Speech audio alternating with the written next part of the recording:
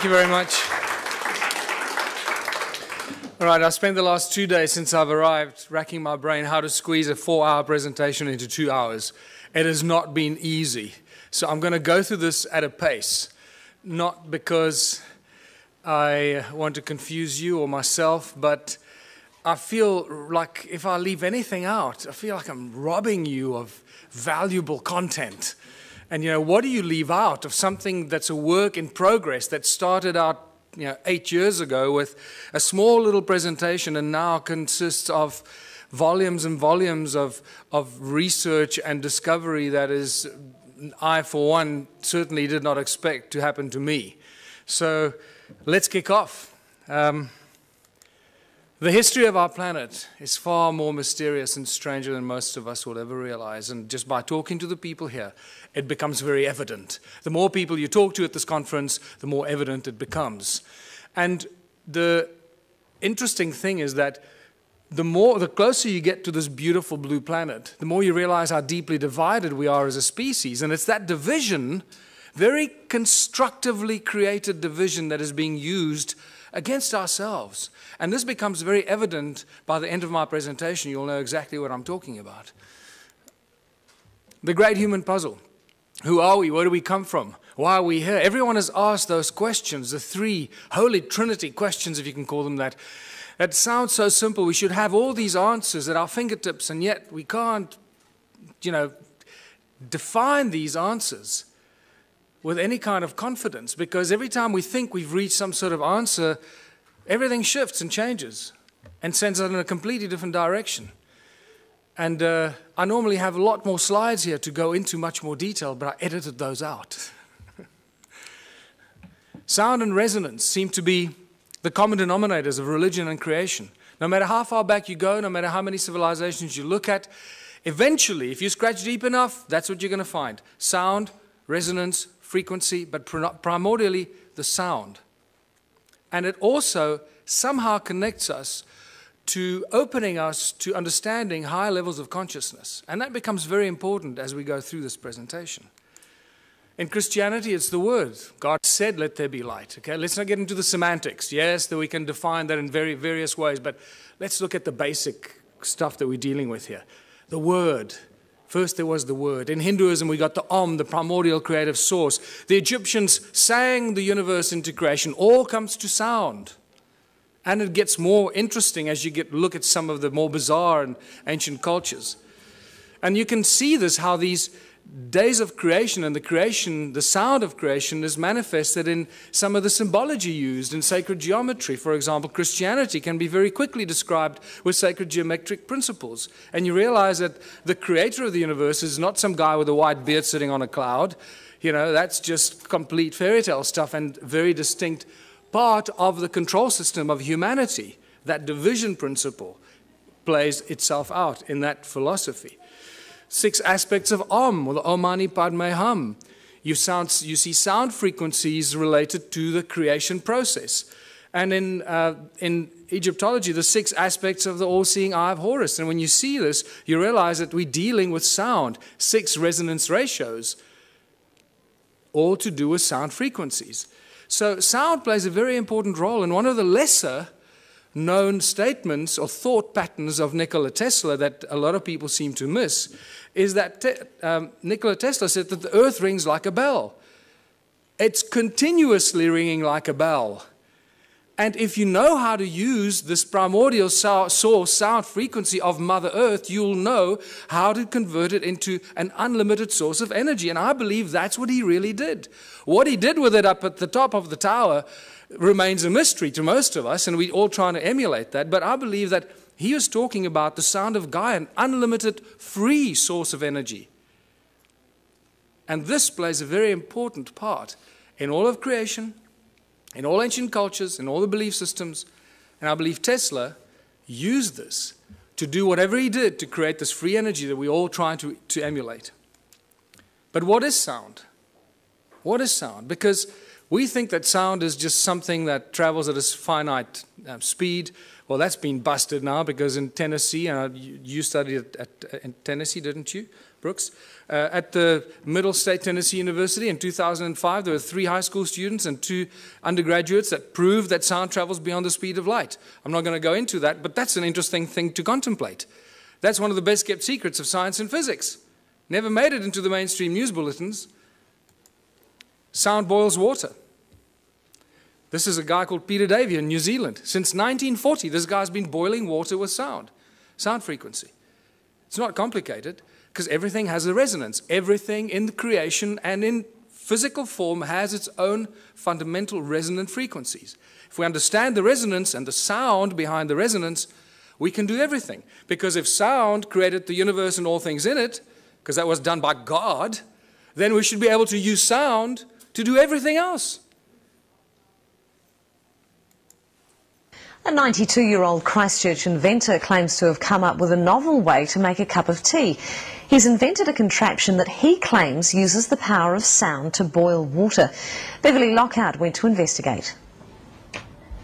It looks like a desk lamp, is cool to the touch and appears to be doing nothing until it comes into contact with water. 92-year-old former Spitfire pilot Peter Davey claims his invention uses the power of sound to boil water. Yes, they're a bit baffled how it works. Nobody really knows how it works. Davey believes high-frequency sonic vibrations emitted from within the silver bulb cause the water to boil. He says the idea came to him 50 years ago when he noticed different saxophone notes caused different household items to rattle. The mains-powered gizmo has experts intrigued. Never seen anything like it in my life, as they say. Professor Williamson has his doubts about Davey's acoustic theory and suspects there are 2 simple electrodes inside the boiler. It's the conductivity of the water that provides the path for the current and provides the resistance to give the heating. I'm careful that I don't divulge everything. I'm waiting to get a manufacturer that's prepared to put some money into it. And if he does get it on the shelves, he's already got one interested customer. If I saw one in a shop, I'd buy one, because I think they're an interesting little bit of technology. However it is they work.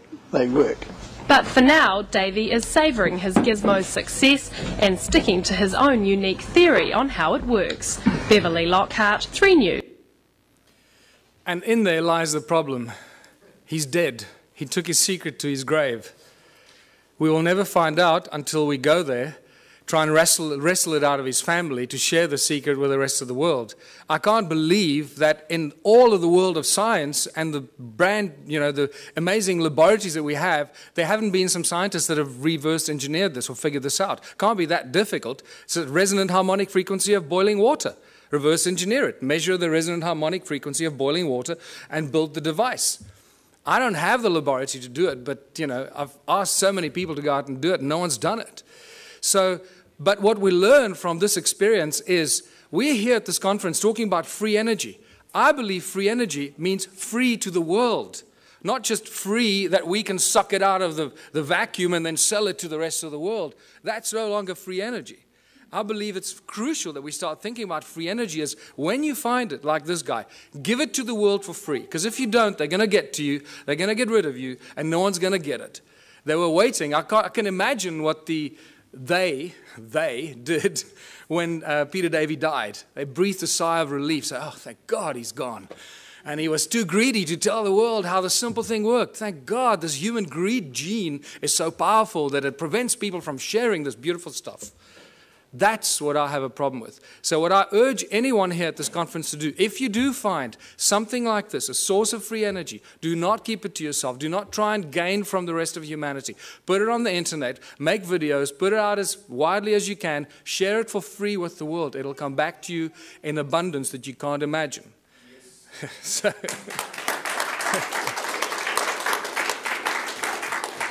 Sound levitates. All ancient cultures talk about levitating things with sound. Not just sound, but also with mind and thought. Now, we hear about it all the time, but until you see something being levitated by sound, it's difficult to comprehend. Here's a beautiful example. Most of the stuff exists on YouTube, but we don't go looking for it. So, notice that you can hear the sound frequencies because the items they're levitating are very light. Remember, the higher the frequency, the higher the energy. So these polystyrene items are very light, so the frequency is lower frequency that's audible to our ears. So when you're trying to levitate giant blocks, you would need very high frequencies that you can't hear, and then it looks like magic. Also note that the sound source comes from two different sound sources, and it seems to levitate it at the cross point, the crossroad of the sound frequencies. That's what the levitation effect is. This is very important later in my presentation. And the knowledge of the ancient cultures.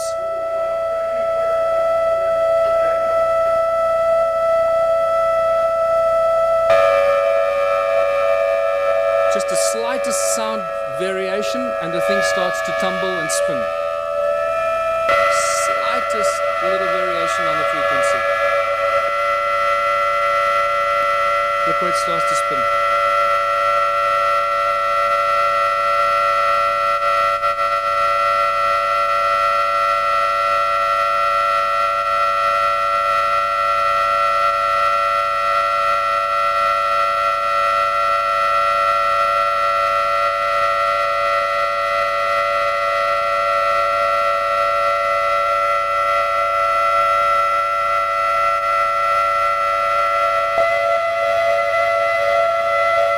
Real irritating noise, but you know, you have to put up with it too.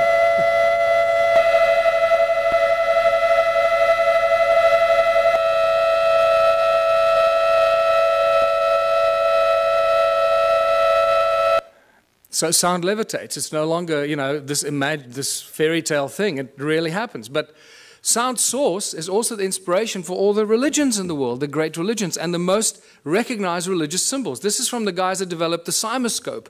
I normally show the cymoscope, but lack of time. So look at this 3D bubble that is created as sound. Remember, sound is a three-dimensional thing. From the pop, it goes in all directions. It's not a wave on a piece of paper. It's a three-dimensional effect that keeps amplifying itself and goes on and on and on. Just because you can't hear it anymore doesn't mean it's not necessarily there. So here's a three-dimensional bubble that's created at the sound, but look on the right-hand side at the cross-section of it. What do you see? You start seeing one of the most commonly recognized religious symbols. Why did the religions choose the symbols? Because when you drill right into the middle of this, what seems to be at the very source of sound, the pop, or that moment, instant of pop, this is what you get. Oh boy, do I recognize this interesting symbol. And this is where you realize when the ancient cultures carved these intricate things into rock, they weren't just imagining things. They understood that sound was the source and how sound can create and levitate and manifest shape and form. And that's why they carved hundreds of thousands of these crosses in circles. And not only did they carve it, but it's also recognized by ancient cultures. In southern Africa, it's known as Mabona, the Lord of Light. Lord of Light, sound and light, the creator of all things. The source of all things. And you see this shape repeat itself in some of the most popular religious symbols, like the Coptic and the pagan crosses. You see the sacred geometric patterns imitate themselves in these symbols. It becomes very interesting because now you know where they get the symbols from. It all comes from sound. What does this have to do with ancient civilizations and evolution of consciousness? Well, everything, because the ancient cultures understood this. They understood the process, they understood the source, and they used the source of sound as a source of energy. And this is what my discoveries show in South Africa. The resonating chambers for creation of energy, that's what the pyramids were. Many researchers are starting to reach that conclusion, that they were actually resonating cavities to create huge amounts of energy. And they would have looked something like this. What's also clear to me, the more research I do, especially at the sites in South Africa, realizing that we're dealing with sound and light, that they probably used light to activate some of these sound devices. They were actually resonating chambers, that it was activated by light. And this is why they were aligned with solstices and equinoxes with specific frequencies and energetic alignments of the movement of the sun that would activate these ancient sites and then bring them to life. Something like that. And if you think that's not happening, there's an interesting photograph that is available on the internet of some strange energy forms coming out of the pyramids, taken with some weird lens that shows you energetic frequencies. And this got me very excited because this is directly connected to my discoveries in the stone circles of southern Africa. This is some interesting symmetrical interference patterns that were taken at Stonehenge, which tells us that Stonehenge was not an accidental bunch of, long-haired, loincloth, cavemen that built this with ropes and pulleys. And when you go to Stonehenge, they still have that image on the side of the tunnel as you walk towards Stonehenge. They still show the guys with ropes and pulleys building Stonehenge. It's insane. So it's a very, very advanced device, Stonehenge. And what blew my mind is how old Stonehenge is. This is probably one of the oldest sites on Earth. It's probably more than 1 million years old. Are there any geologists here? Any geologists? Well, most of you are homemade geologists. So. You're told that that stone there fell over. It was the twin of that stone, and it fell over. Right? They were connected at the top, and it broke when it fell over. Well, there's the break. Okay? Now, this is sarsen stone. It's very, very hard. One of the hardest stones known to us. There's the break. Does that look like a 5,000-year-old break and erosion? Absolutely not. We're dealing with hundreds of thousands, probably millions of years of erosion to erode about this far. This is not a new structure, people. Stonehenge is extremely old. Your mother will lie to you, your priest will lie to you, but the geology is not going to lie to you. There it is. Do with this what you want. It tells us we're dealing with ancient sites and advanced knowledge of sound frequency, because we see it in the patterns that the Stonehenge site still generates today, even though it is in the state of disrepair. Just like the stone circles in South Africa, in the incredible state of disrepair, are still giving us insane amount of energy that we don't know what to do with. This is another example of how old Stone Age is. That crack was clearly not there when the builders built it. You wouldn't put a lintel up with a crack in it. So we have to assume the crack happened after the event. And look at the erosion around the crack. I mean, this is insane amount of erosion. So, modern day levitator. Southern Florida, this guy called Ed Leeds Cullen in the 20s built this amazing place called Coral Castle. This is still a mystery to a lot of people, or they don't know about it. And he single-handedly put these giant blocks on top of each other, carved them, sculpted them, shaped them on his own. The interesting thing is when they used to bring the trucks used to deliver these rocks, he would offload them single-handedly. And nobody knew how he did it. He always made the guy stand around the corner or something like that, until one day, 2 young schoolboys saw him offloading these giant coral blocks. And they came home very excited saying, "Hey, Mummy, we saw the guy." And they asked, "How did he do it?" And the kid said, "Well, he did it with ice cream cones in his hands, 2 ice cream cones." And the parents imagined, naughty children, what are you talking about? You're trying to force us into buying your ice cream for dinner, right? Well, that's not true. When I heard that, I got extremely excited, because that is consistent with what I've been finding in southern Africa. Ice cream cones, cone-shaped tools. And that's why I call it the ice cream cone phenomenon. And this has become a very important part of trying to unravel the ancient mystery, how they did this stuff. They used sound, they levitated stuff, but how did they do it? And I find many of these cone-shaped tools scattered all over southern Africa, among the ruins, wherever you go. I was up the mountain 2 weeks ago, again, walking through areas that I've never been before. Remember, at this stage, I'm the only guy researching this, the whole of southern Africa. It's like I'm the only guy researching Egypt. That's the equivalent of that. There's one guy in all of Egypt let loose to do, try and get some sanity out of this. And so I feel a little lonely, so come help. So just to show you that these ice cream cone-shaped tools are everywhere. There are thousands of them. I've just collected a few, because after a while you get bored. Say, oh, there's another one over there. And then you get to the Rosicrucian Museum in the United States, and guess what I find? These cone-shaped tools on display with Sumerian writing on it, Sumerian cuneiform writing on it, commemorating the building of the temples in Sumer. They were then stored in the walls and hidden in secret chambers in the walls that were retrieved from the secret chambers in the walls. Now they're on display in the United States. Cone-shaped tools commemorating the building of the temples in Sumer. the plot thickens, doesn't it? So let's go back to South Africa, or Southern Africa. The current belief system is that Southern Africa was a sparsely populated part of the world with only a few inhabitants up to about 1,000 years ago. And they tell you about maybe 5,000 people, maximum 10,000 people, hunter-gatherers running around, shooting a buck here, shooting a buck there.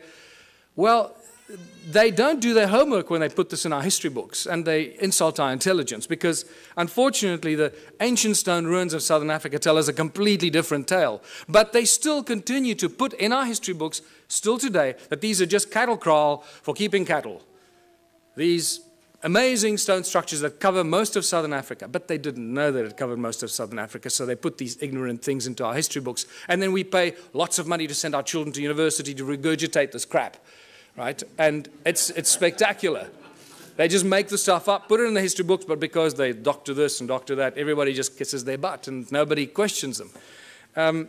It's really sad, but just to show you what some of these structures look like, I'll go through these rapidly.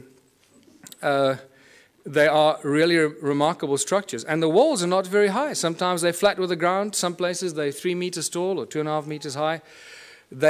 The most important thing that you need to notice is that each one is completely unique and different. There are not two that are even closely, remotely the same. Each one is completely unique. Now, that was a question that wasn't asked until I came along. What you also need to look at is the stuff around the obvious structures, not the structures themselves, because you'll see that there's a lot of stuff around the structures that is hidden by soil.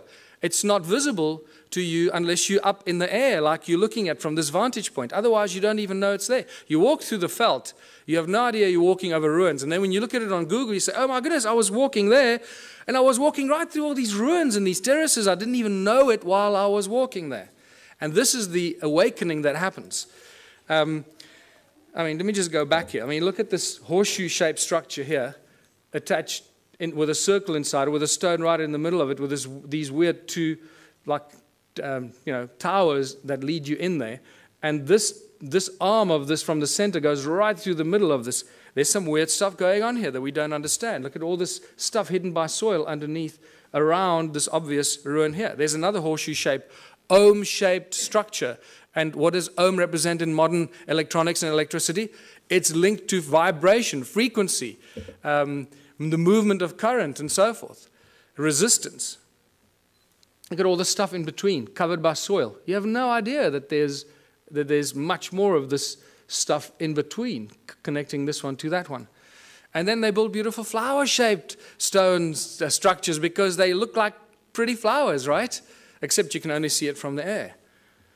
And they're all connected by these channels. There's a channel coming out of it and a channel running down there that's badly destroyed, and these strange hexagonal shapes. What is activity all about in Southern Africa? Always about gold. Don't you ever forget it. Always about gold. And remember, it's not the obsession of humans with gold, it's the God's obsession with gold. In Genesis 2, when Adam was alone on earth, Eve had not yet been fashioned from his rib. God comes to Adam and says, hey buddy, there's a place called Havilah. It's land full of milk and honey. The land is good, the water is good. And by the way, buddy, there's gold. What on earth is going on here? Why would God, the creator of the universe and all things in it, the commander of consciousness, want to tell Adam about gold? And it's in that one defining moment that you divide God with a big G from God with a small g. Huge, huge division. The twain shall never meet. And the Bible and ancient texts seem to be, especially the Bible, is constantly crossing those lines. What I find fascinating, scholars that have been studying the Bible for 30 years, their entire life, still keep crossing that line. God with a big G, God with a small g. The Elohim is a plural. The Elohim and the Anunnaki are the same beings, and I'll show you why. We've got conclusive evidence that the Anunnaki and the Elohim were the gods of the Bible, the gods with a small g, the malicious, malevolent beings that were after gold. The divine creator of all things does not want gold. He doesn't take credit cards, and he doesn't use money. And we'll get to that. The ancient history of Southern Africa is all about gold. You can't, the whole Monomotapa kingdom that was attacked by everybody from the north, and they could never be overthrown, the golden kings of Monomotapa. Fascinating story. Not many people are even aware of it. What do other ancient cultures or other ancient texts tell us? Well, the Sumerian tablets tell us in great detail about the Anunnaki. And all the great biblical stories are first found in the Sumerian tablets in much greater detail. And when they, like the creation of Eve from Adam's rib, is reduced to 2 lines in the Bible. In the Sumerian tablets, it's a whole chapter on it, how it happened, how they put Adam into a deep sleep, and blah, blah, blah. It's phenomenal information.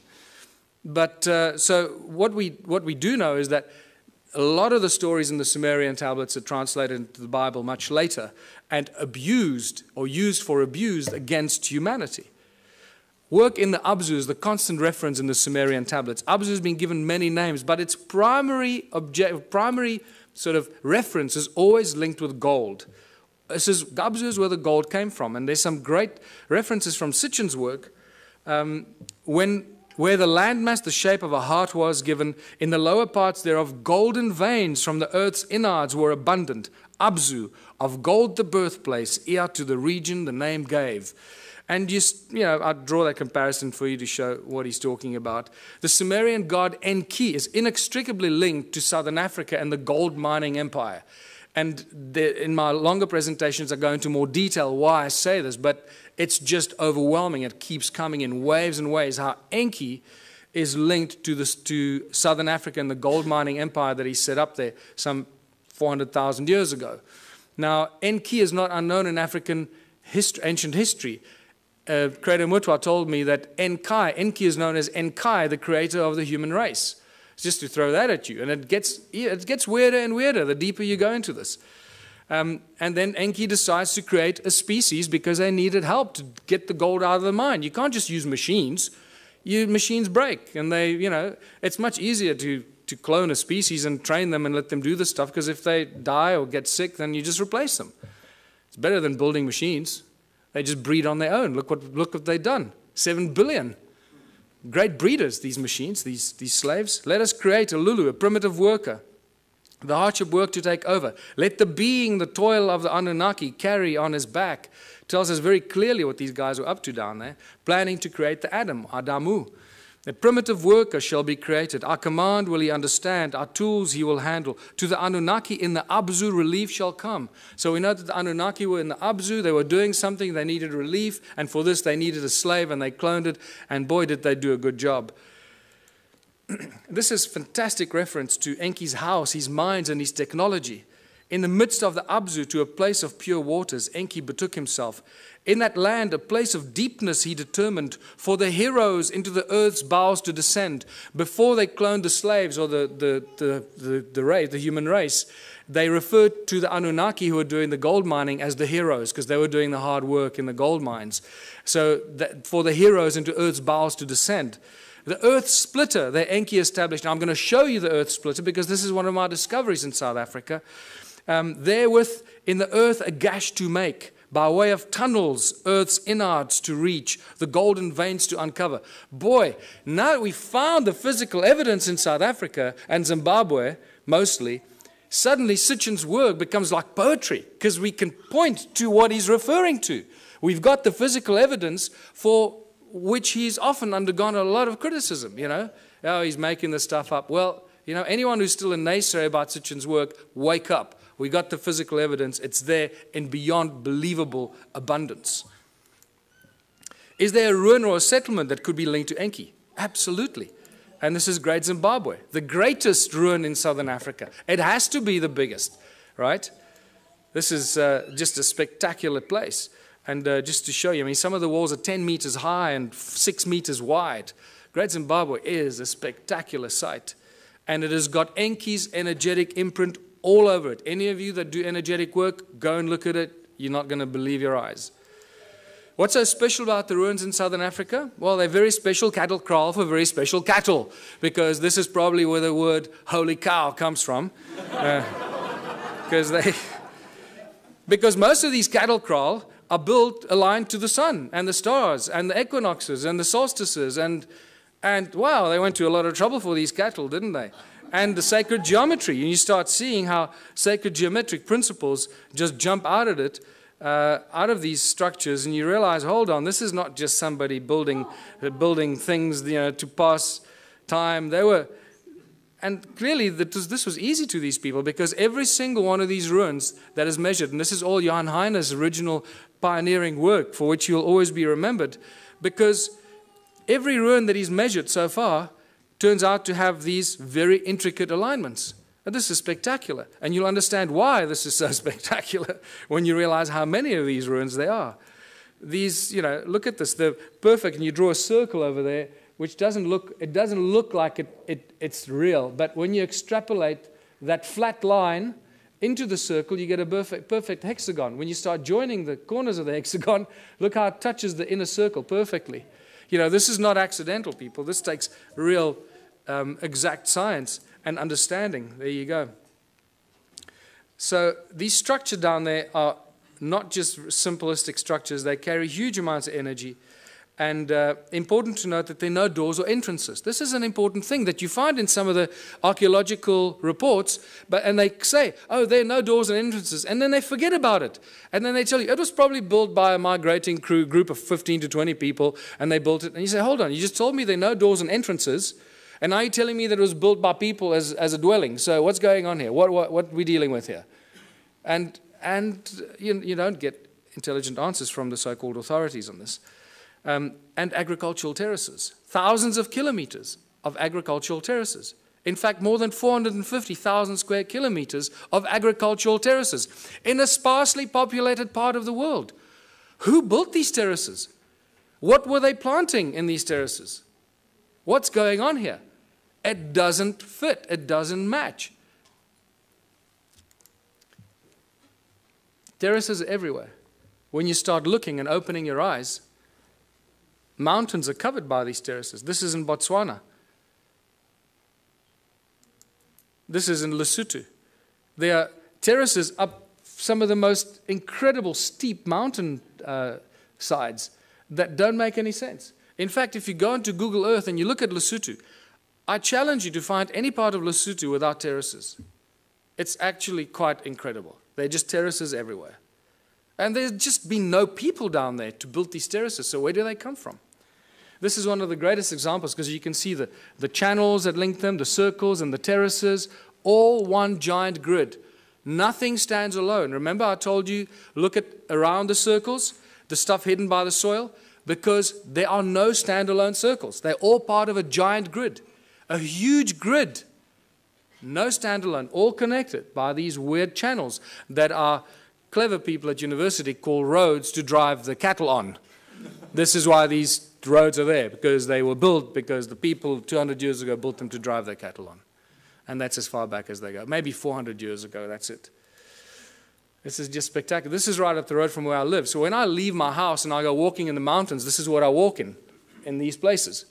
And it's rather silly. So I take a lot of photographs and I write a whole bunch of stuff, and then I come talk to people like you, and I feel like I'm, alone, lost in the world.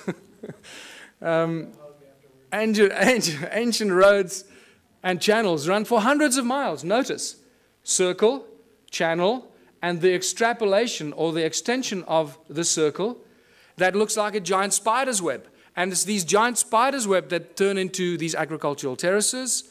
And there's a very specific reason why this is all connected, which you'll understand soon.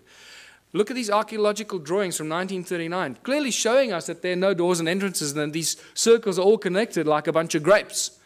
And then they don't make any more comments about it, they just leave it. The roads link every stone circle. There's the road there. It's very, very badly eroded, as you can see. Most of the times you don't even know you're walking on these ruins.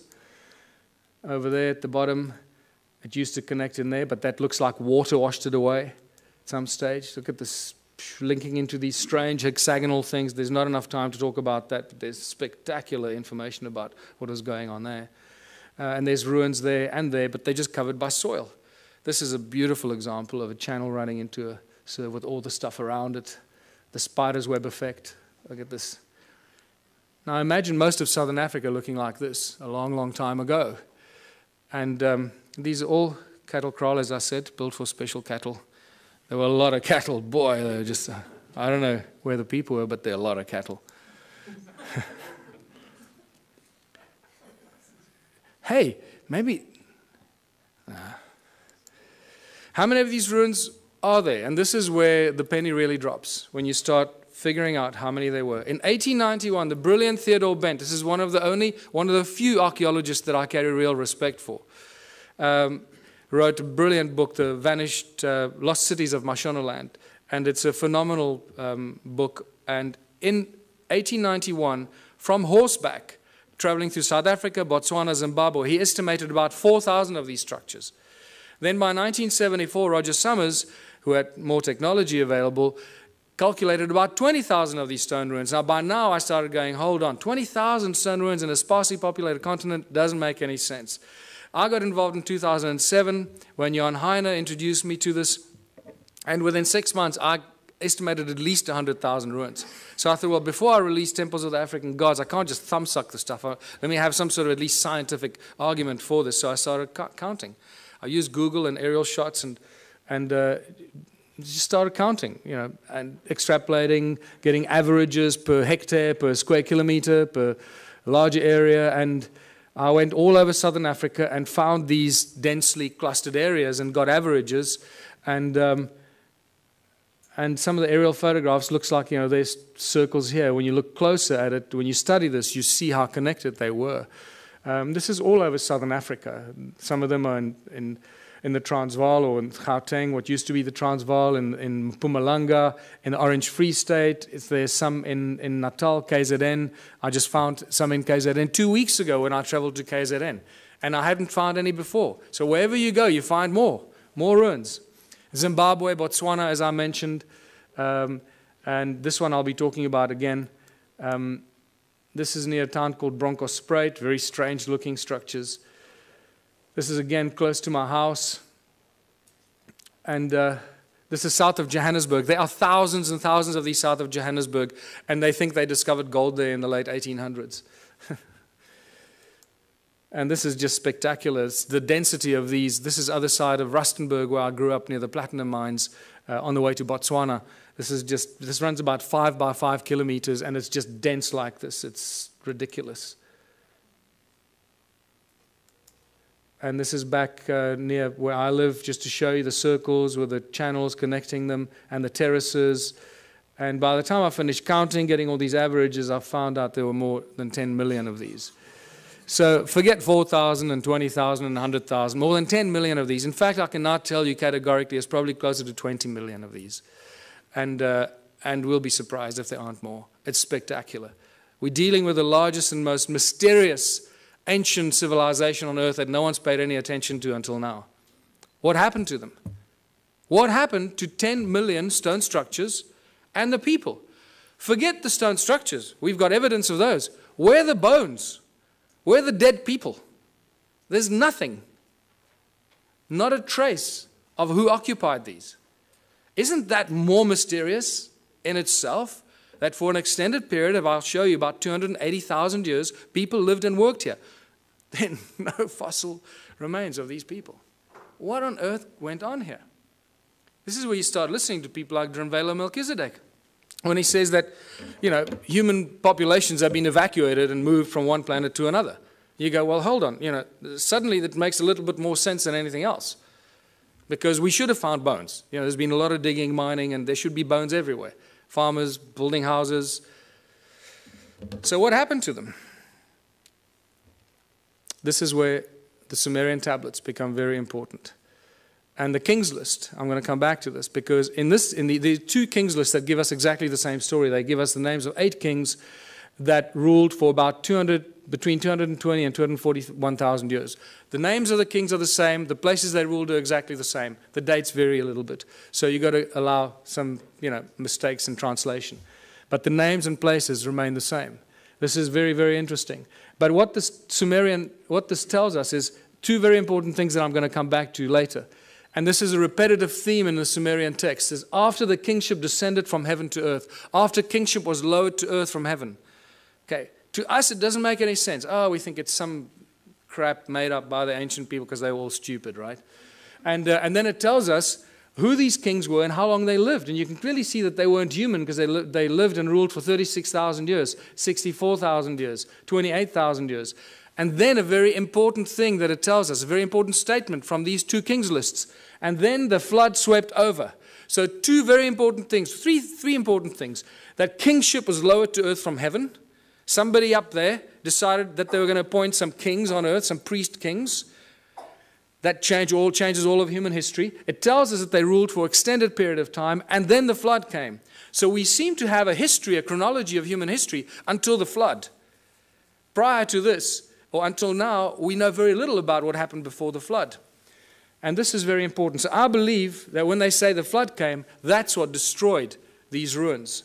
Some 12 to 13,000 years ago, the so-called Great Flood that there's not much argument about in geologic and archaeological circles. And you can see the sedimentation. That's why most of these ruins are not visible. Most of them are covered by soil. They're hidden from us. And wherever there's stone circles, there are gold mines. You can't get away from it. More than 75,000 gold mines have been found between 2005 and 2010 in a geological survey just around the little town of Leidenburg in Mpumalanga province. 75,000 gold mines. In the 30s, I've got two distinct, separate reports from two separate miners that mined in the province of Limpopo, northern South Africa, that found mysterious mine shafts, tunnels like this, at about 100 feet down while they were mining gold. Remain unexplained. Tools and artifacts were confiscated by the authorities, never to be returned. In the 1990s, De Beers found a mine shaft 22,000 feet deep that scared them. That they say it was cut with absolute precision, indicated some advanced laser technology that they do not possess. Anglo-American, I know, has a secret file that they keep for covering up ancient mines and shafts. Anytime they come across an ancient shaft or a mine, they cover it up and move on. They don't even discuss it, but they have a specific file for that. And I was told this by the chief geologist, Anglo-American, while we were having a beer at a pub. He just volunteered this information to me. I was amazed. But then he didn't know who I was or what I was doing. Sneaky bastard. What kind of stone are we dealing with here? It's a very special kind of stone. It's known as hornfels. And it's known by geologists as ringstone. And I was the first person, I'm astounded, the first person to ask what kind of stone was used to build these ruins. They just, don't go there.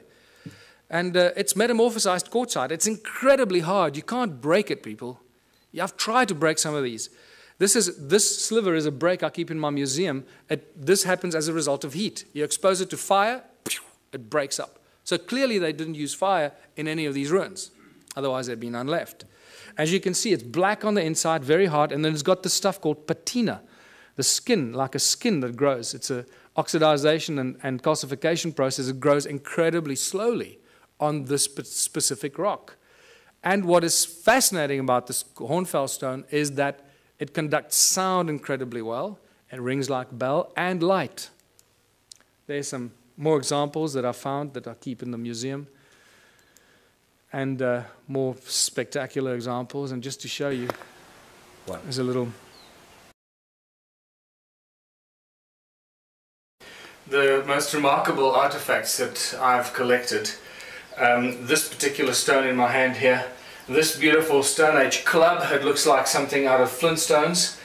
I'm going to show you how they ring like bells, because I can't carry these with me all over the world. So a quick demonstration how these stones ring like bells. I just discovered that in geological terms, these stones, this particular stone, the hornfels in South Africa, is also known as ringstone for that very specific reason. And to ring these, I'm going to use my brand new tool that I just collected about a week ago. This phenomenal, absolutely phenomenal artifact. And I'm going to use this to ring these stones. This looks, we always joked when I found this, that this looks like a Stone Age guitar. And it's pretty much like that, And I'm going to show you that it is very closely related to a musical instrument in ancient times for very specific reasons. Now you might think that the stone shape is just accidental and that it broke off or something. You'd be mistaken, because I've collected probably about 4 or 5 stones that are very, very similar in shape, very similar carving structure. There's broad base here and then down to a narrow tip, and somebody removed this particular piece of the stone over there for specific reasons, as you will hear, which I'll ring a little bit more. They ring like bells. But it's also important to note that you cannot carve or chip the stone. it will splinter and fragment, and it will not be chipped or carved. Okay, so these shapes that we see here must have been molded in some way, and molded for specific acoustic properties. And this is why. You've got to hold it a very specific way to make as little contact as possible to get it to ring and resonate at its optimum. Now remember, it's also covered in patina, the skin of the rock, this brown reddish color that covers the rock, that is no longer the original black or charcoal color, the original color of the metamorphosized quartzite that's underneath. And that's how it rings.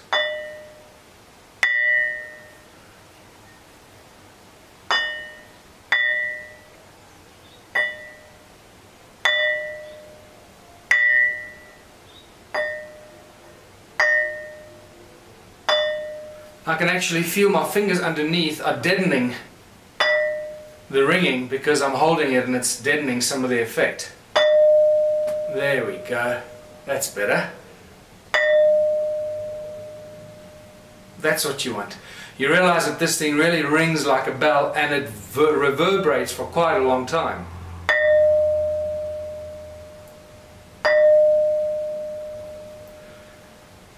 Alright, and now to show you that this is not the only one, here's the other one. The Stone Age Club.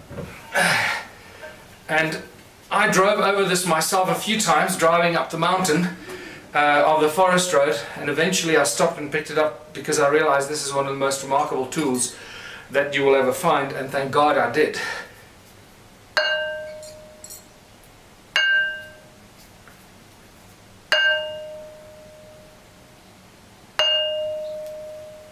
And it is very heavy. I'm out of breath because I'm holding my breath not to make a noise, and this thing weighs probably about 15 kilos, so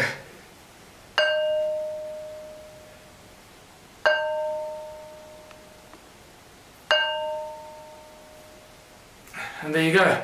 Demonstration how these stones ring like bells, and they were used in all kinds of ways and fashions, just like the ankh, to create specific vibrational frequencies and specific notes to use as a form and a source of energy. And just to remind you, metamorphosized quartzite is full of what? So we can talk about this later when we start getting into the consciousness principles. What are we really dealing with here? And what do these ancient sites contain? How much information is actually stored in these ancient sites? Yes? Just a quick question with the stones there. I noticed that the frequency was the same. It seemed to be the same note. Did you actually ever try and measure the exact frequency? Yes, we did. We measured. Well, not those two. I haven't tested those two. But somebody emailed me. I get thousands of emails. Somebody emailed me saying that's a B flat, I think. That is very important, but it's just not enough time to go through all the stuff. Sorry. And then all these anomalous tools I've been collecting and finding. Strange tools. Once again, some of them are these cone-shaped tools, always to these points. And then the stone phallus. Stone phalluses seem to be very popular in these ancient times. What's important to note, see how the patina has covered all of them, remember? Somebody must have carved them or shaped them at some stage. And they're all covered in this brown patina. Okay, keep that at the back of your mind. This is at top of the big ruin on top of the mountain there. That's spectacular, whatever that is, a bird-shaped stone, or there's a whole other link to the Zimbabwe birds that is in here, but we can't go there. These strange tools and artifacts that are just spectacular, that make no sense to us today, because it's not part of normal archaeological, stuff that they exhibit. And then the most spectacular mystery in all of archaeology, the sacred stones. The special sacred stones. Hundreds of thousands have been found in southern Africa. Now, because we had a breakthrough energy conference, you'll automatically notice that they resemble a torus shape. So I'm giving you a little hint as to what these are for. But in South Africa, the Archaeological Society has it as a logo, and they will still teach you that these are weights for digging sticks. That the people made them in the hundreds of thousands, when there were only a few thousand hunter-gatherers, because this is from the Stone Age, right? So there were no metal tools. They made this with other stones because they needed weights for their digging sticks when they were digging for roots in the veld. I can't think of anything more insane. These people should be locked up. Where's the flagship among all these ruins? And this is where we get to the very important Adam's calendar.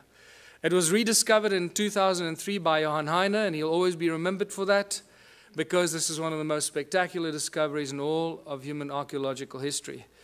These are the two central calendar stones. Baba Credo Mutwa, the preeminent African shaman, told me when I saw him, there you can see Adam's calendar, my other book lying on the desk. When I showed him this book, he burst into tears and took quite a while to calm himself down. He said he never thought he'd see that sacred place again. He was initiated at this place in 1937 as a young shaman, and he calls it Inzalo Yelanga, or birthplace of the sun. Specifically the S-O-N, not S-U-N, because it is believed by the shaman that this is where the gods created humanity, birthplace of the sun. That's what it looks like from a helicopter, circular structure, that is north, that is south, not the trees, the stones under the trees. They're the two central calendar stones, and over there you see a wooden pole. That's where the stone man used to stand, and right from the stone man across there, across the Horus bird lying there, which you'll see, we're looking east, exactly east at the rise of the sun. On the edge of this cliff, which is known as the Transvaal Escarpment. There's looking north, exactly north, between the two stones. You can see north-south line goes right between the two central calendar stones. And why is it a calendar? This is Johann Heine showing me of our very first visit there, why it's a calendar, and he did all the original calculations when he rediscovered it. This setting sun casts a shadow, this rock casts a shadow on this one, and you can tell every day of the year, from the summer solstice on this side until the winter solstice on that side, and it comes back. So it's still an accurate calendar, and one of the few that I know. I can't think of any others that do this, monolithic calendars or Stone Age calendars. This is a 3D reconstruction that we did, putting the stone man back in his place, who was removed in 1994 by the Minister of Environmental Affairs, to put a plaque on it to commemorate the opening of the Blue Swallow Nature Reserve. Isn't that ironic? Desecrating one of the oldest sites on Earth. And then they try and prevent us going there because we're bringing tourists there and we're desecrating the place. And there you have, looking out east from the stone man across the calendar stones, very distinct Horus stone, looking at what? 3 stones that seem to align with those pyramidal structures over there, that are aligned with the rise of Orion over there. But you'll see more about that now. How do we date the stones? We look at everything. I'll look at anything, because you can't date stones. So you got to look at everything. Use your, do what the guys in CSI do. Follow the clues and the evidence. And what makes most sense, you have to go with that. So first of all, every stone there is known as dolerite. It doesn't belong there. It is now categorically proven and shown from geological studies that those stones do not belong there. They were brought there by somebody to build the calendar site. That's the edge of the Transvaal Escarpment. It's known as Black Reef Quartzite, and it's full of gold. There's a gold mine underneath that ridge, actually, an ancient gold mine. The erosion, that piece there broke off there. That's the erosion on the tip of that ridge, on the break.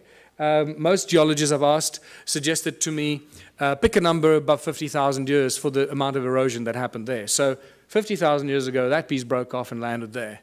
Right? So now we're starting to get to the ancient age of this. But this is one of my best, is the patina growth, because I've told you already that these tools have been molded and shaped, and the patina has grown back. That's what it looks like when the patina is gone, black, and then the patina grows back.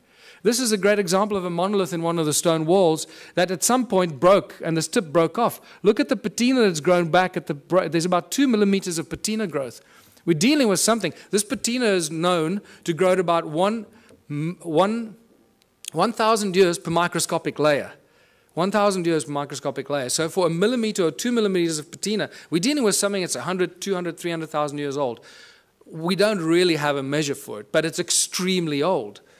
And we know that this is not normal archaeology. Look at this beautiful carving of one of the stone structures. So not only did they build the stone circles, but they first carved them into rock. This is another interesting part of this presentation that I normally go into a lot more detail. But look at, after they carved this crack appeared through the rock. This hornfels stone, you should see the black of the hornfels on the crack. On a fresh crack, you'll see the black of the hornfowls. But it's so old that the patina has grown into the crack and completely covered up the black color. So this shows us how old this carving is. So we're dealing with probably 50 to 100,000 years old that this carving is. So these are the kind of indicators that we have to use when you deal with this kind of evidence, because you can't follow the normal archaeological routes. They just don't have the tools to do that. But this, my friends, is by far the most important discovery, I believe. If you look at the circular, you can see the whole Adam's calendar is a circular structure, north-south. But the first thing that you notice is that it's not at 12 o'clock. It's not true north. It's slightly left of center. So Johan Heine and I had it measured, and we found out that there's a 3 degrees, 17 minutes, and 42-second deviation anti-clockwise. Now, that's not possible, because we're not dealing with magnetic north. We're dealing with true north. And at first, we thought that this had something to do with the precessional wobble. So I spent a lot of months trying to analyze and speak to experts in precessional counting and all that. And I realized, hold on, I'm barking up the wrong tree. This is true north. Wherever you are in the precessional wobble, true north stays at true north, right? So what's going on here? This is 3¼ degrees deviation. I believe that the man that holds all the information is Charles Hapgood, who's been trying to teach us about crustal displacement and crustal shift. I believe that Adam's calendar is a real geophysical example that crustal shift displacement did happen, because these guys did not make mistakes. They would not have accidentally built at 3¼ degrees out of alignment. It's not going to happen. So we know that crustal displacement happened, we just don't know when. But here we have physical, geophysical evidence that it did occur. And then obviously the Orion connection. You can't get away from the Orion connection. All ancient cultures do it. I've mentioned it already, those three. There's your Horus stone, and look at that distinctly carved rock there. Those three, if you lift them up, they align precisely with the rise of Orion's belt when it was flat on the horizon. I've had 2 separate calculations done by 2 separate astronomers. Both of those will be wrong, because none of them took into account that 3¼ degree misalignment. So, but it just shows you that their calculations are really, really old. That's really interesting. I didn't cross-examine on them. And just to show you this beautiful Horus stone, I discovered that one morning when I went there with another guy very, very early when I started doing this exploration. And that stone was covered by soil. So we couldn't see. I didn't know that it was actually a Horus or a bird-shaped stone. But then when I moved the soil away from about there, suddenly this beautiful head and nose appeared. It doesn't look like much from here, but there's nothing to stand on to take photographs. You know, if I take one step backwards that way, I fall off the edge of the cliff. So, and there you go. It's about 3.5 meters tall. There's a fat belly there that you can't see on this angle.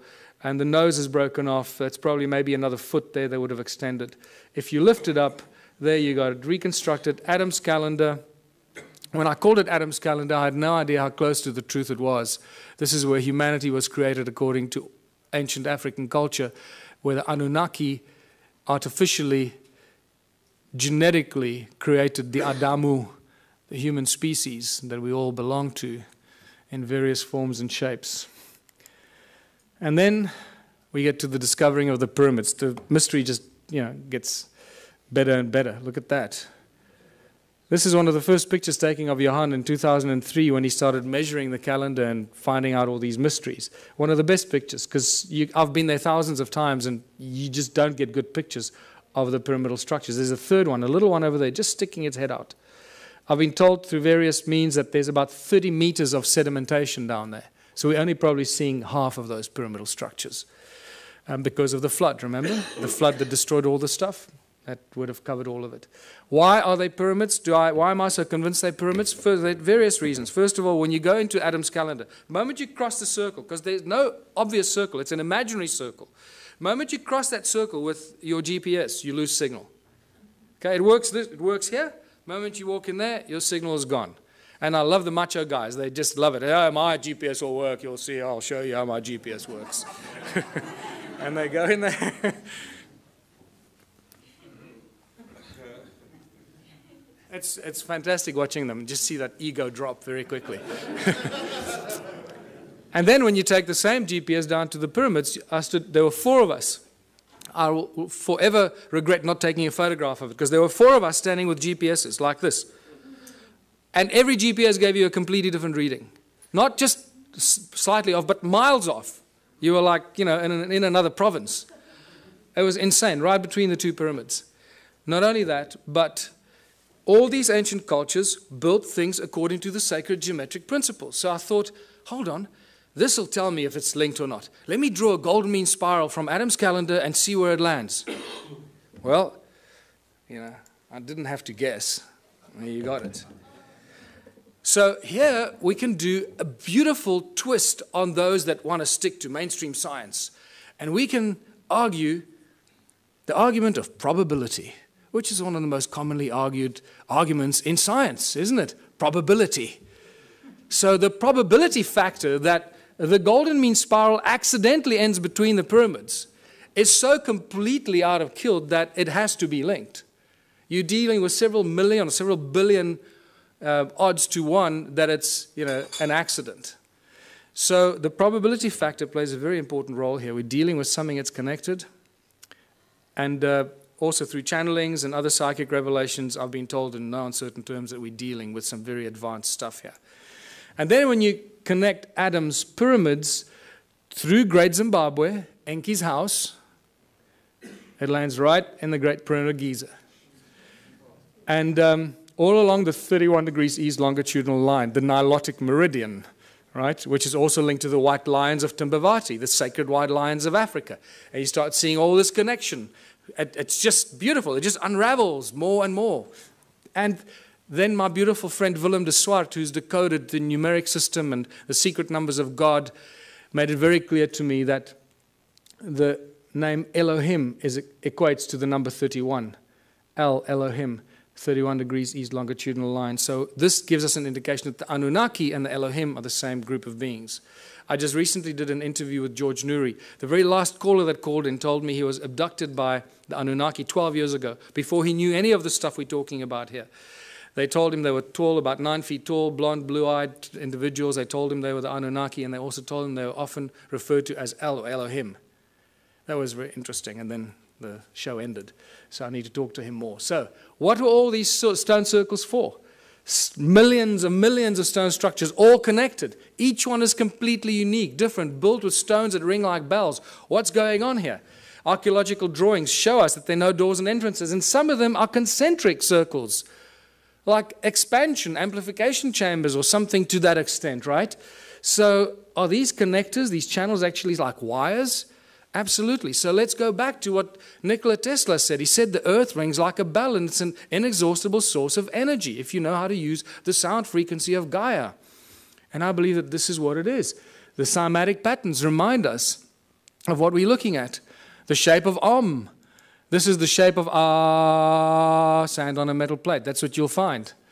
So what we're looking at here is cymatic patterns from Earth. Each one of these stone circles just simply represents the cymatic or the shape of the sound of Gaia at that particular point. And this is why they connected. So they created one huge energetic field. There's one example. There's Hans Jenny's photograph, the circle in the middle and the spider's web effect outwards, the circle in the middle, spider's web effect outwards, except these were connected so they could share the energy they suck out of Mother Earth. And but how much energy could these structures create? For this, we got to go to 1944 and Japan, when they were developing the death ray with which they were going to smite the Allied army. But unfortunately, they got nuked, so they never got to use the death ray. But one of the things that I found out is that at the core of this death ray was a thing that they used called a magnetron, a resonant cavity magnetron. Well, this is, you start a frequency in the middle, you amplify it in these resonant cavities until you decide when you want to take it out of the wires. And that magnetron is used in laser beams, it's used in microwaves, it's a technological tool used in many applications. This has got a little magnetron in it, or a klystron, I think it's called in this. And then it goes through what? It goes through a crystal to focus the light. Right? So if you're working with light, you need to use crystal because it lets the light go through it. Right? So I believe that this magnetron was used. There you go. If a magnetron a few centimeters in diameter could fry the Allied army, how much energy can a magnetron 22 meters in diameter create? Huge amounts of energy. In fact, I was made aware that it's this structure that was probably responsible for the destruction of Atlantis, because they didn't quite know how to use it and it got out of control. So I believe when you read those translations of Sitchin, where he says Enki built the earth splitter with which in the earth a gash to make, I believe this is the earth splitter or something like that, creating huge amounts of energy, putting it into the giant grid, giant energy grid that connected all these stone structures in southern Africa. And that's really what it was. Everything was linked to the mining of gold. None of these were dwellings, people. We're dealing with a giant energy and work grid for the extraction and the mining and the processing of gold. And then get to the measuring of these stone structures. And I found a guy who had a very interesting device that he measured without me, and then I came back from America and I heard that he went and measured these. I called him back. I said, I want to go back and do it with you. So I went with him, and he used to work in the satellite industry for Centec. Interesting guy. And the measurements that he showed me were just mind-blowing. Electromagnetic waves, either horizontal or vertical, coming out of the ground into the sky. Sound frequencies in hertz. The loudness in decibels, and also what he calls the heat signature. The heat signature that he explained to me, he measures up to, it's the average temperature of the ground below the soil, below the surface, down to about 300 meters. He's got all kinds of ways that he calculates this. I can't explain to you exactly how he does this, but I asked him several questions to cross-examine him to see if he was not, making it up, and it stayed constant. So I believe that he does have a system to work this out. This is what he measured. The outside, the heat signature anywhere outside here is 5.5 degrees Celsius at the surface of the ground. The moment you move the device in there, it shoots up to 29 degrees. So it's 5.5 degrees, 29 degrees. 5.5 degrees, 20. There's no scientific explanation for that we have right now. You go in there, it goes up to 33 degrees. 5.5 degrees, 33 degrees in the middle. What's interesting, the electromagnetic field here runs at the equivalent of about 280 megahertz, but it's vertical, straight out of the ground into the sky. So it's a column of energy out of the ground into the sky. Over there, it creates like a dome-shaped effect over the circle, because you also lose GPS when you go in there. So I can now understand why you lose GPS, because it creates the circle. There's no electromagnetic activity outside. The moment you go inside there, you pick up this horizontal electromagnetic effect, equivalent to about 480 megahertz. And he went into more explanation to me exactly how sorry, let's go back here. And then the sound frequency he measured coming out of these walls at 14.5 gigahertz. Now, we don't measure sound frequencies at those. This is really mysterious. So, and at 72 decibels coming out of these walls. And then we went up to this one here, and it got even worse. Measured 33 gigahertz sound frequencies coming out of these walls inside here. 33 gigahertz. When you walk along this channel that ran in here, the wall was broken there, but the channel runs in there. It starts at like 5 degrees. It keeps going up. As you walk there, that heat signature keeps rising. By the way, the heat signature, he explained to me, can only go up to about 80 degrees Celsius, at which point it suggests that you've got a volcano under you about 300 meters below you. So that's how he's calculated it. And so at 80 degrees is the max, and nothing more is possible. So we go from 5.5, and by the time you get here, it's at 33 degrees. Around 30 degrees there. When you go from outside there, 5.5 degrees, onto that little attachment there, inside, shoots up to 58 degrees. 5.5 degrees, 58 degrees. There's just no reason why it should be doing that. And then the electromagnetic waves, once again, there's a dome-shaped horizontal effect that happens inside here at that frequency. And it's horizontal. Also, this is why, when we did ground-penetrating radar, I used the world's leading company to do ground-penetrating radar on 3 structures. This is one of them. There was another one of those flower-shaped ones, and then at Adams Calendar. And all the way through the ground-penetrating radar exercise, I kept asking the guy, are you getting GPS signal? And he says, yeah, sure. And he had a really big GPS thing on his back, and I thought, okay, well, our measurements are down the drain. That's it. The guy was lying to me. And then I waited after working like a dog for a whole long weekend, because to do this GPR is not easy. The GPR devices are not meant for rocky terrain. You've got to drag this big box and up the rocks and down the rocks. And I had to do the dragging.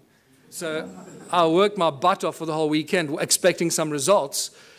So, you know, a week goes by and I phone the guys in Joburg and I say, have you got any results for me? I'm dying to see the results. And they say, yeah, no, we've got some problems with, I'll get back to you. A month goes by, nothing. 3 months go. Eventually I said, just tell me what's going on. He says, look, we got real problems with the GPS. Everything's just completely scrambled. I don't know what happened. I'm really, really sorry. But it's just like complete garbage. This has never happened to us before. So I went, don't worry, it's okay. You made me the happiest guy in the world. Because now I know that our measurement's accurate. It looks like you're getting a reading, but you're getting garbage. So when they put it in the computer nearly blew up. It said, sorry, buddy, I don't like what you're feeding me. And then we get to Adam's calendar, and everything we know, or we think we know, just flies out the window. There's the imaginary circle, once again. And as you approach it, the heat signature is at 9.5 degrees. It's a little higher than the other places. As you cross that imaginary circle, remember there's no wall, so 9.5 degrees, as you cross in there, it shoots up to 77 degrees. 9.5, 77 degrees. But then when you go in between the two calendar stones, it shoots up to beyond 80 degrees, beyond what suggests you're standing on a volcano. This is bizarre stuff. So is it the human that enters there that makes the change? Or if you leave a thermometer in there, is the temperature? It's not a thermometer. No, this is special calculation. It's a heat signature. It's not the temperature of the ground. Okay, so it's, again, it's the average temperature that he explained to me, about 300 meters below the surface, going up in temperature, suggesting that at about 80 degrees, that heat signature would equate to a volcano, volcanic activity. And then we measured the sound frequency, first of all. Once again, nothing outside. And then as you cross that imaginary circle inside, it shoots up to beyond 375 gigahertz. This is sound frequency. Now, I've never heard of anything before measuring sound frequency at these frequencies. In fact, I've had several people argue with me that sound doesn't exist at those frequencies. I say, oh, well, it just disappears. What happens to sound? It just disappears because we can't hear it. So there's an interesting debate to be had there with some of the brainy people out there. 375 gigahertz sound frequency. That's insane. That's ridiculous. But then the electromagnetic fields become very important in this discovery, because as you cross in there, it shoots up to 1700 megahertz, equivalent electromagnetic activity, horizontally, creating a dome-shaped effect. Again, this is why the GPS doesn't work inside there. But in between those two calendar stones in the middle, it shoots up even higher to 1800, but vertically, straight out of the ground into the sky. And that just blew my mind, because that made me realize that we're dealing with something very special. Since I first started going there and taking psychics and connected people there, there have been hundreds that have told me things about the site that could not be told unless you knew something. So once again, the statistical probability that they were lying to me is out the window. They must be telling me the truth. And the recurring constant, that thing that I've been told by, strange woo-woo people, is that it's an active vortex and a portal. Now that we've measured it, I believe them, because this is the kind of thing that we measure there. Electromagnetic waves run horizontally, vertically, and then vertically coming out of it is one vertical shaft of electromagnetic waves straight into the sky. So what is this calendar site all about? What were they doing here? What were the Anunnaki doing here? They were getting gold. They were using the people to mine the gold, using advanced technology, Caesar technology, getting it off the planet. We know that they were getting it off the planet. Sitchin makes it very clear in his translations. But he says they would beam it up with skyships. I think he was very, very close to the truth, except the word skyships was misinterpreted in his translations. It wasn't skyships. It was a contraption like Adam's calendar. Beam up the gold, Scotty. Where do you want it? That's what we're dealing with here. They were getting the gold off the ground, off the earth, somewhere else. The gold isn't here. One of the biggest mysteries. Where's Germany's gold? Where's the gold in the USA? The gold is missing. Suddenly all the countries around the world are waking up that they don't have any gold. Well, this is an age-old story. It goes on for all of human history. Remember when the Spaniards arrived in the Americas and everywhere in the world, they found the native populations, they had all this gold, and they asked them, who does the gold belong to? There was always one answer they received, The gold belongs to the gods. And they were right. And they're getting it off the ground, off this planet. So, Caesar technology was only discovered in the 17th June 2009. This was reported on in some of the scientific journals, talking about sound as being used as laser beams. Not light, sound. And they think it's very exciting because it's got great applications in the military, obviously. And this is where the sacred stones come in.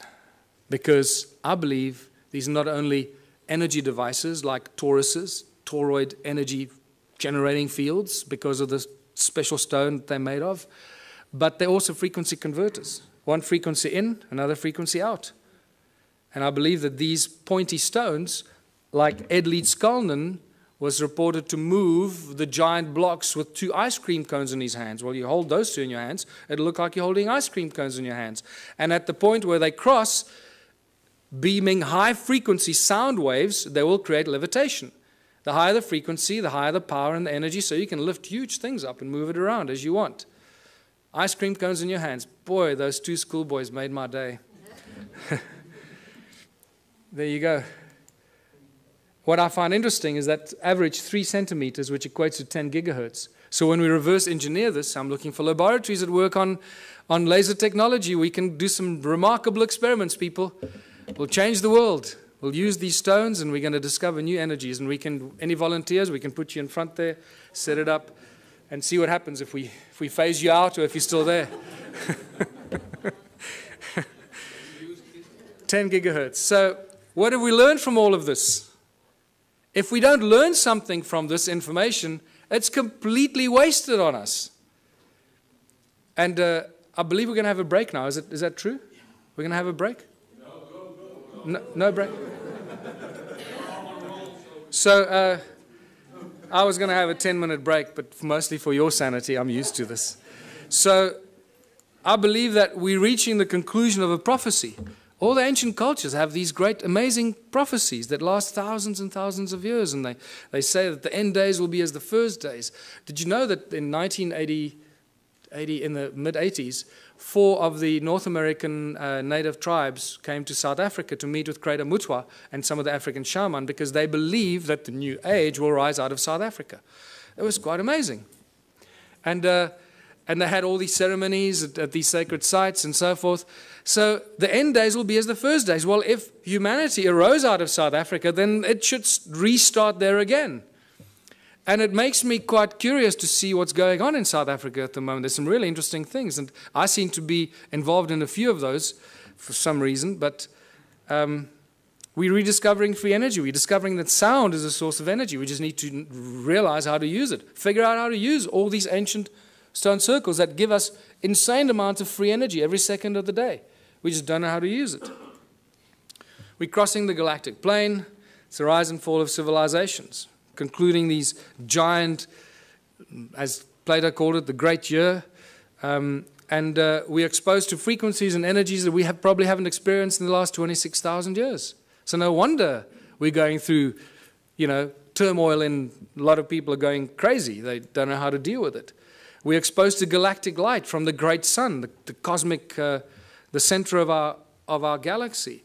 And we're exploding with consciousness. Why? Why are we exploding with consciousness? Because this galactic light is activating our DNA, and there's plenty of scientific evidence for that you can go and look at if you still don't believe that. And it's doing amazing things. It's not just activating our junk DNA, 97% of it. So as our junk DNA gets activated, it creates a feedback mechanism, and we start to think higher thoughts, and our consciousness grows quicker and quicker. It's a beautiful thing, this, people. And it's all connected to these crazy people, 280,000 years ago, building stone circles in South Africa. They created us and allowed us to get to this point where we can contemplate our own existence and our own humanness and figure out how we fit into this great, crazy picture. We connect to the morphogenic field and realize that the resonance is the substance of the morphogenic field and plays a very important role in, spooky action at a distance that scientists are still trying to wrap their heads around. How does this all work? And this is where I realized that if we don't learn something from this ancient civilization and apply it today, it's going to be completely wasted. So I realized that these people lived for long, extended periods of time without money.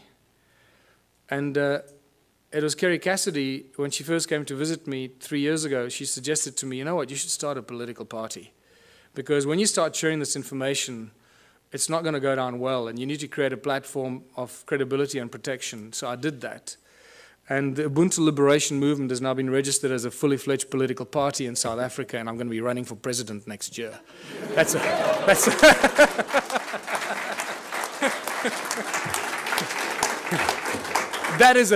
the funniest thing I've ever heard. But it's true. I just realized, hey, we're running, yeah. And then somebody said, so does it mean you're running for president? I had to like do a double take. Oh, shit, yeah. I guess it means that, yeah. We're just trying to cause trouble. We're just trying to inject the virus into the organism, but it has some really spectacular side effects or things that we have to do. So we are all born on this beautiful planet, and we're all born free. And yet, we cannot move around freely. We cannot live where we choose to. We have to follow rules and laws that we didn't agree to when we were born. We have to work to pay taxes and to earn this thing called money. We didn't agree to that either when we were born. We didn't agree to be given a number and be treated like a corporation. We are living, breathing human beings. We're not numbers of infinite soul and flesh and blood. And yet that's not how we're being treated. The restrictions on humanity are endless, and they're getting worse by the day. The current situation is very simple. Every socio-political system has failed us. This is why we're in this mess. Otherwise, we wouldn't be talking about this stuff, right? If it was hunky-dory. Humans everywhere live in misery. There seems to be no happy outcome to the political and economic mess of the planet. Every year, every month, it gets worse. More poverty, more hunger, more homelessness, more misery. The global economic collapse is imminent. The fact that we still have a global economic system is actually miraculous, but it is a clear indication how powerful those individuals are that control the global economy. They have infinite power as it is now. Only us, only we can do something about it. And there's some simple things that we can do about it to change everything about our lives and how we continue living as living, breathing human beings and not numbers and corporations or fictitious, fictional entities. 1/3 of the world's food goes to waste. This is spectacular. What kind of creatures have we become that we deny 1/3 of the global population food because they don't have money? We don't hand it out, we dump it, we destroy it, because we can't give it to them for free. They need money, they need to work, lazy bastards. Do some work, go get a job, become a respectable member of society, get a job. We don't need jobs. It's the last thing we need. Every time I hear politicians say, we're going to create jobs, I sense shivers down my spine. It's the last thing we need. Busyness. Keep you busy, running around, forgetting what you should be doing, what kind of life you should be living. It's all encoded in the language that we use. How did it get so bad? This is where we get back to what we've just been to, the ancient civilizations. A small group of royal political families and the banking elite families took control of the world. This didn't happen last year or 100 years ago. This happened thousands of years ago, people. It started with the Sumerians about 6,000 years ago in the Middle East, in Sumeria. When the Sumerian tablets tell us, when kingdom was lowered to earth from heaven, that's why I pointed it out to you. They tell us, kingdom was lowered to earth. Suddenly we see these priest kings appear out of nowhere. How did these guys suddenly take on this higher than thou situation? Who the hell are they? Where did they come from? Oh, people lived happily, and suddenly one guy said, hold on, I'm going to be your king. You're going to have to work for me and pay taxes. Screw you, buddy. I don't know.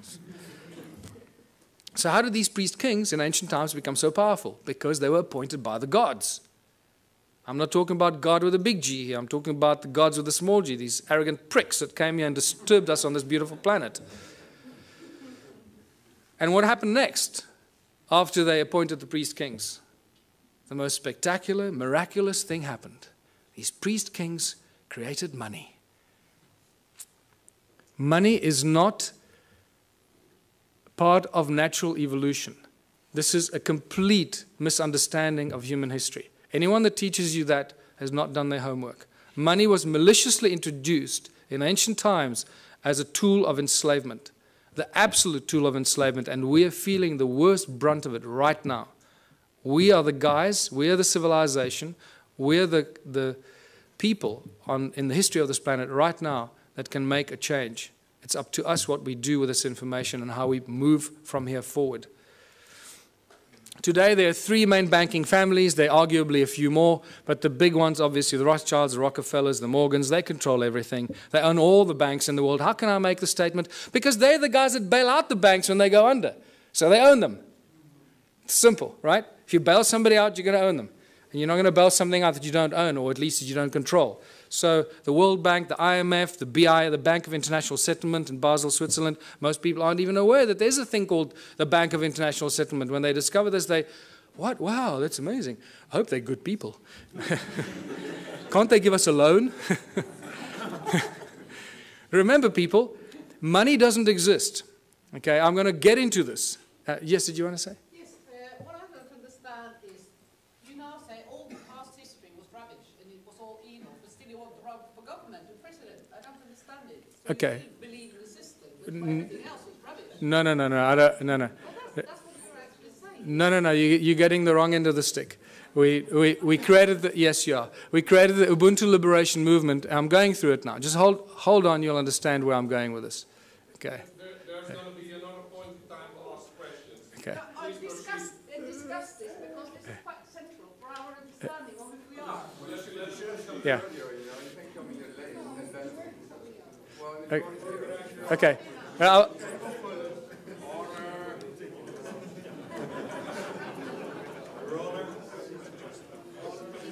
Don't worry, you'll get it. You'll get it by the time we finish here. I'm sure you will. The banking families own the world. It's simple as that. If you don't believe that, then you also haven't done your homework. So all the discussions we've been having, and I've been going into many of these discussions, money keeps coming up all the time. But remember, money doesn't exist. Money is just empty promises. There is no thing as money. In fact, for those of you that know, I've been actively involved in legal cases in South Africa against the banks. Not just the banks, against the central bank, the South African Reserve Bank, the Minister of Finance as well. I've even opened up a constitutional court case against the banks, the Minister of Finance, and the Reserve Bank, which had an interesting ending. If we have time, we can talk about that. But it doesn't stop. 2 years ago, myself and a small group of other people, mostly Scott Kundell, started asking the banks certain questions. And we couldn't get answers out of them. And then we started doing research and realizing how it all works. And for the fractional reserve system, you all know that, or you should know that. And the fact that money doesn't exist. In fact, in the South African Bank Act, to my horror of horrors, and I was in court, and I was doing research to stand up and defend myself, because the only way we can do this is when you stand up in court and defend yourself. So we didn't use lawyers. I went there and I stood and defended myself against the most, highest paid lawyers money can buy. And not just one of them. I was alone in the court against a judge that you have to call my lord and bow down when you walk into the court, my lord. And you start realizing the cabal, ritualistic club that these people belong to. It's spectacular. They wear black robes. And you go there and call it my lord, my lord. I thought I was going to cause trouble at first, but then I bit my tongue and I didn't do that. But what I found is that in the Bank Act in South Africa, and I'm sure the same goes for the rest of the world, there is no definition for the world money. There is, however, a definition for bills of exchange, promissory notes, and negotiable instruments. And I realized the banks don't work with money. The banks work with promissory notes, bills of exchange, and negotiable instrument. And those are called liquid because they have value. They are the liquid, valuable instruments, negotiable instruments, that banks work with behind the scenes. And this becomes really exciting and interesting. So we started realizing we could create promissory notes and bills of exchange and liquid negotiable instruments as soon as they have our signature on it. And we started doing some of this, just causing trouble. Anyway, it didn't get us very far because the judges didn't understand this at all. They thought we were just causing trouble with the courts. But nevertheless, what we managed to do in the 3 Supreme Court cases that I defended myself against these banksters, we managed to get very important things out of the lawyers or the bankers. They admitted to everything we accused them of. We accuse them of breaking the contract law because they don't have what they pretend to loan. They don't have the money. Remember, in contract law, you can't lend something that you do not possess. So that was one of our arguments. So we said, well, the banks aren't actually banks because they don't own any money. And they admitted, yes, no, we don't own any money. So, okay, great. Judge, did you get that? And then we said, well, that means that you're an agent and you're not a banker, so you can't charge interest and you can't come after me because the contract is null and void. And then we realized that they securitize your signature. They sell every document you have, every document you sign with your signature on it and has a value on it, is sold in a process called securitization. And this is a global industry. Global banking industry works with securitization. And they're very proud of it. They publish the securitization information on their websites. But then when you argue securitization in court, they deny it. They say, no, we don't know what you're talking about. No. And the judges don't go and do their homework because the judges are so blinded by the banks and the lawyers, they just follow. They just can't imagine that the banks could be lying. So they agree that they practice securitization. Or first of all, they denied that there is anything called securitization. They accused us of being fanciful and making things up, and that they didn't have money to lend. We accused them of not having locus standi or any rights to start the action against you because they sell your documents and your contract to a third party called a special purpose vehicle. And that special purpose vehicle company is a third party that takes complete ownership of your property, your car, your credit card debt, your overdraft. Everything is securitized by the banks because they don't have money. That's how they make money for themselves. It's all shuffling paper and bookkeeping entries and selling empty promises. And this is how junk bonds are created, because once you haven't paid on your bond, 3 months after you haven't paid on your home loan, your bond, that goes stale. What the SPV does, they then claim insurance on it and they file it. So the SPV gets paid, the bank has been paid the moment they sell your signature to them. Everyone's been paid, but you keep paying for your home loan for the next 30 years. The moment you stop paying, the bank comes after you, says you owe us money. There's a contract, my lord. See, he signed a contract, he owes us money. And the judge doesn't for 1 second say, well, hold on, let's look at the validity of this contract. Do you have rights to this contract? Who owns the property? So this has now been exposed. We are this close in South Africa.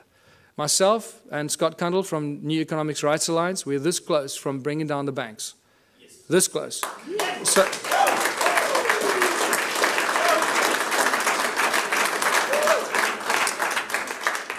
because they're just lying thieves. What you're talking about, the global banking industry, people, is nothing more than the largest legalized organized crime syndicate. That's what it is. So they're a bunch of criminals. We've got to do something about it to stop it. So I've got 2 cases against the banks now. One of 5 counts of fraud, which they haven't argued any of the points. They've argued why I'm claiming all the money that I'm claiming. They're not arguing any of the points. And Scott Kundle has got a case with the New Economics Rights Alliance, which has become the 3rd largest non-profit organization in South Africa in the last 6 months, about 160,000 members.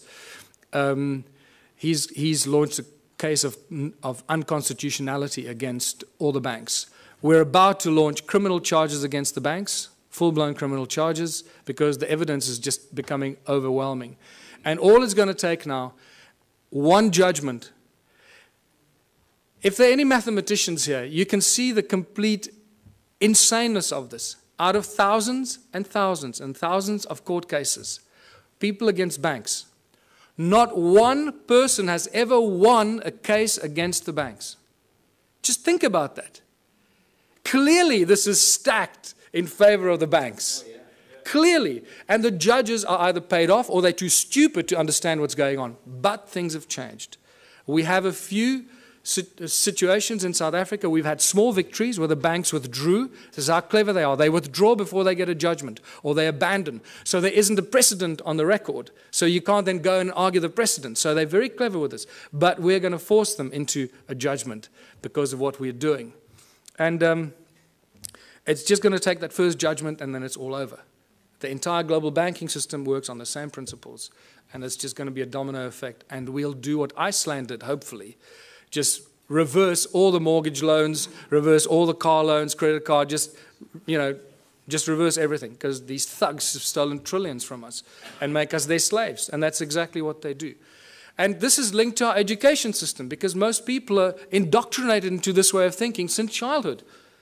Our education system has nothing to do with learning. It's really developed and funded by the banking families to condition humanity into following orders and respecting authority. They control the content of all the textbooks and transfer of information. Our schools are really just indoctrination camps to brainwash our children to follow orders and to bow to authority. It's got nothing to do with learning, people. The money controls the legal system, as I mentioned already. And if you just look on the internet on a daily basis, you'll see that the economic collapse is just imminent. It's somehow being kept alive. The question is, and this is what I need to end on, because we can't keep talking about doom and gloom all the time. We need to talk about what are we going to do as a species? What are we going to do when it all collapses? And this is where the most exciting thing happens. And this is my message to everyone in the world. This is where the true humanity shines, and we realize how beautifully we can survive without money. We have to find a new system, because this system is broken. It doesn't work. We cannot continue doing what we've been doing for the past 6,000 years. That is insanity, and as you know, insanity is defined as doing something over and over again and expecting different results. So hopefully after 6,000 years we now have learned. Don't try and fix the current system. Change it completely. What is the one thing that we can do to change it? You know what that is. And this is where the Ubuntu liberation movement comes in. Join the movement. Realize it's a movement about higher consciousness. It's about breaking all the norms that we've been conditioned to believe, standing up to authority, and taking back what belongs to us, living, breathing human beings.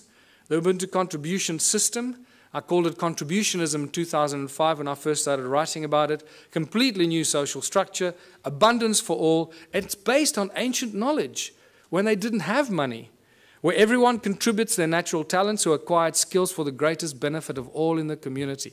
It's a simple system. It comes with a lot of questions because we're so poisoned by capitalism, consumerism. It raises many questions instantly, but I've been through this thousands and thousands of times. I can already tell you what you're thinking, and I'm going to tell you what you're thinking just now. It goes back to the African roots called Ubuntu. All ancient cultures, in a way, shared this African system called Ubuntu. They have different names for it, but it always comes down to the same thing. It's amazing that the ancient cultures survived for thousands of years, not using money, and they thrived, as Foster Gamble would say. And they had a similar philosophy. If it's not good for everyone, it's no good at all. And that is a beautiful philosophy that I'd like to share with everybody, because I don't want to do anybody harm. And I don't want to do anything that's going to harm anyone because it does me good. I'm not interested in doing that. And this is why the whole Ubuntu contributionism system, the Ubuntu movement, is a movement of higher consciousness. It is for people moving into a new age, a new era of higher consciousness. Exactly that. So that's the virus we want to inject into the South African Parliament. Higher consciousness. Not because I want to run for president. In fact, if by some miracle I became president, and this was a question that was asked me in Durban last weekend at our first public meeting. So what are you going to do if you become president? I said, well, the first thing I'll do is I'll dissolve the government. Just dissolve the whole government. Just dismantle it. And give the power to the people, wherever they are, to start their own local communities. Rewrite the laws. The laws we have are not written for the people, they're written for the corporations. Inalienable rights, this is what I need to remind people of. And this is beautiful, because this is part of the ANC's Freedom Charter that they stood for over 100 years. Now, it's been very conveniently forgotten. And this has become the new Freedom Charter for the Ubuntu movement. The country belongs to the people. The land belongs to its people. The water, the minerals, the airwaves, doesn't belong to Vodafone, it belongs to the people. The forests and everything in the country belongs to the people. Yeah. The land in China belongs to the people, and they should do exactly the same. This applies to every country, people. It does not belong to the government or any large corporation that has laid claim to it. And when you read this statement, you realize that we've appointed our leaders to be our servants, but they're not serving us. We appointed them to do the best for us, not for them. So whatever we want and we need as a people, they should be doing for us. Is that happening? No. The opposite is happening. So what has happened here? The government is not serving the people. The only conclusion we can reach is that they're serving themselves and the corporation that fund them. They've turned the people into their slaves. The government and large corporations have stolen the country from its people. It's as simple as that. We've become the slaves, and unless we do something about it, it stops. How do we know this? In South Africa, I don't know about these countries. I believe the European countries, how it works now. I haven't done that research because I'm focusing there. The government of South Africa and the Republic of South Africa are both registered as two separate corporations on the US Securities Exchange. So they're corporations that trade us as commodities. Every week, new laws are passed. In every country, I guess. In South Africa, it's published in the government gazette. Nobody knows where to get it, how to read it, what it means, but they publish it in the government gazette and they get away with it. You see, it was published. You didn't object, so now it's a new law. That's how they get away with it. But every week, they publish new laws that we don't understand and we don't want. Our laws protect the corporations. They do not serve the people. Corporations have more rights than living, breathing human beings. I've witnessed this in my own presence in court on 3 occasions. And the fun gets better every day. Because, you know, for those of you that have been following some of what I've been doing, 2 weeks ago, our legal advisor, Raymond Dix, was attacked in his house by 10 armed men, tied up and held at gunpoint for 3.5 hours while they ransacked his office, his home office. They made it look like a robbery, but when they left and very carefully removed his computer, his hard drive, his backup hard drive, and his secondary hidden backup hard drive, which they knew exactly where it was, they left with only 2 other things. The legal files pertaining to my actions against the courts, the banks, and Scott Kundle's files, New Economics Rights Alliance, the Ubuntu movement, my movement, and New Economics Rights Alliance. Those are the only files, legal files that disappeared. So it's very clear what's going on here. The banks hit us where it hurts most, that our nerve center removed all our research, documentation, and files, but we had backups elsewhere.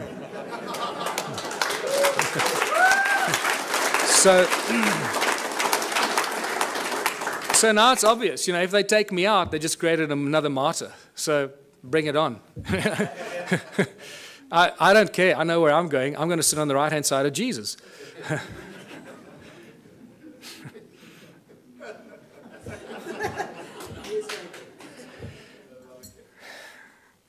We need a whole new legal system written for the people, by the people, not by the corporations and the governments that want to schneid the people into the ground.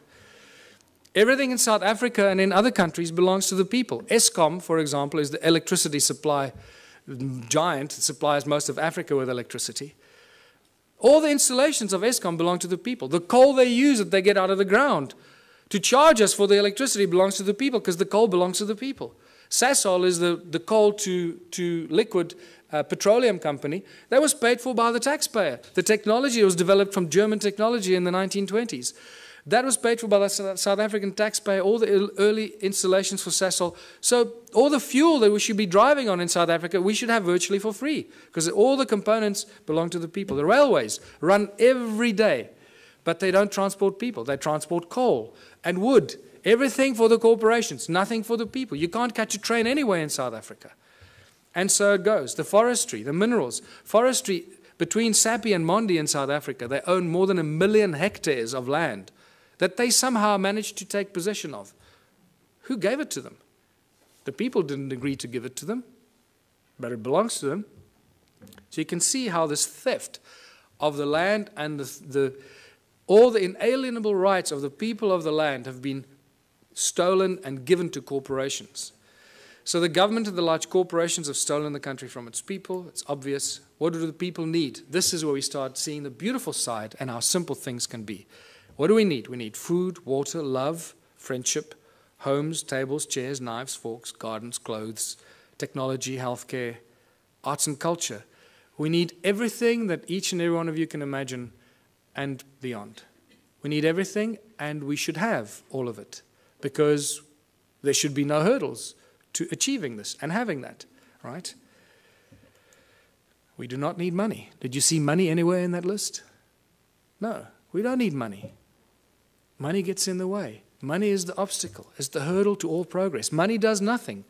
People do everything. People plow the lands, grow the food, build the bridges, build the rockets, solve the mathematical equations, create the technology. People do everything. Money does nothing. Money is just the obstacle to all this incredible progress. People create the arts and the culture. Money does nothing. The origins of money goes back to Sumeria once again. These Sumerians, the first forms of money were really little clay tablets. They were tokens of exchange. And then eventually they started minting them, as you know. So for millennia, great minds have stood up against the abuse of humanity through money. It's not something new. Julius Caesar stood up against the money, the powers of money. It took back from the money changers the power to coin money and minted coins on benefit of all. With this new plentiful supply of money, he established many massive construction projects and built great public works. And we all know what happened to Julius Caesar.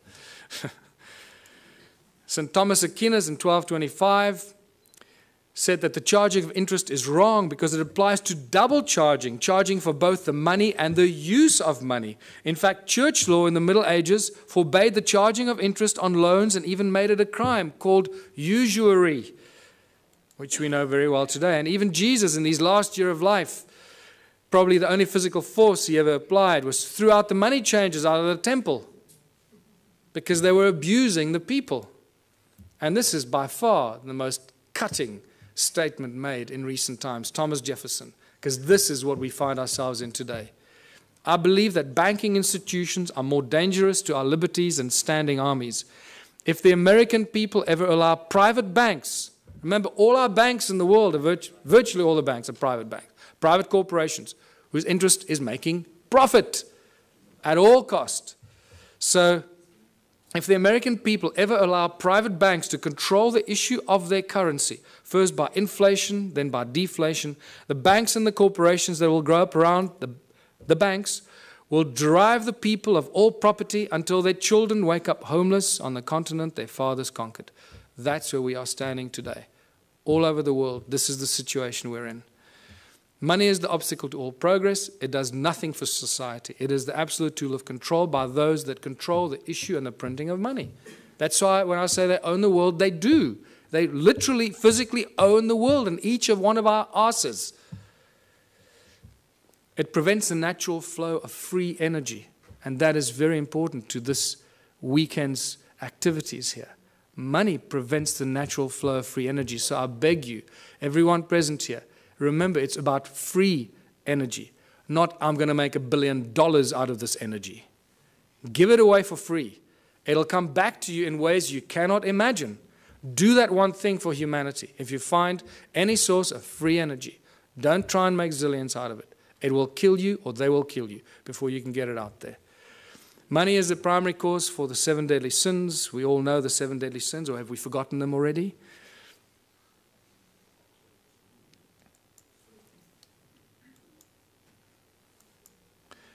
It's not the love of money. Many people ask, oh, it's just the love of money. Money, there's nothing wrong with money, man. It's just a form of exchange.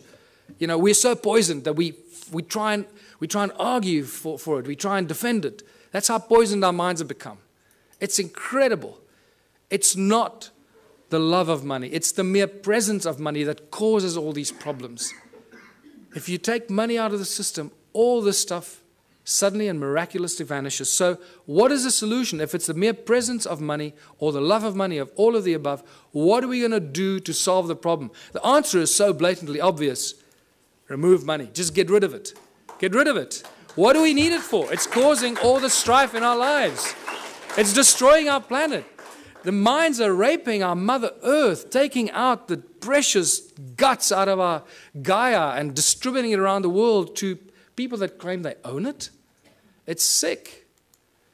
The obvious questions, if you remove money, so who's going to shovel the crap? How are we going to pay for things? I'll just sit on my ass and do nothing. I want 50 Ferraris. You know, are we going back to the Dark Ages, living in caves? Is this a lawless society? Who's going to make the rules? Why should I do something I don't want? These are the first things. I know these are the most commonly asked questions, and I'm sure that you're asking some of them to yourselves. But I can tell you that as you work through this process of a moneyless society, Ubuntu society, where everybody contributes their natural talents or acquired skills to the greatest benefit of all, with certain minor rules that are not rules, it's really just an agreement that this is how we're going to work together. The moment you start working in that kind of community, the abundance is so spectacular that we, right now, cannot imagine it. It is not possible for us to imagine it until you start immersing yourself in this kind of thinking. And I call these the Ubuntu communities, as I said, where everyone contributes their natural talents or acquired skills for the greater benefit of all in the community. A new social structure for a new world and a new age. Abundance for all beyond our wildest belief. There are 5 mantras, 5 key points to the Ubuntu society. And it's not barter or trade. Everybody often jumps, a lot of people jump to the conclusion, think, oh, let's go back to barter. No. He who has more to barter or trade will eventually rule the roost. So you can't go to that system. If you have nothing to trade, what are you going to say? Well, I got nothing to trade, so I'll have to, kiss your butt. No.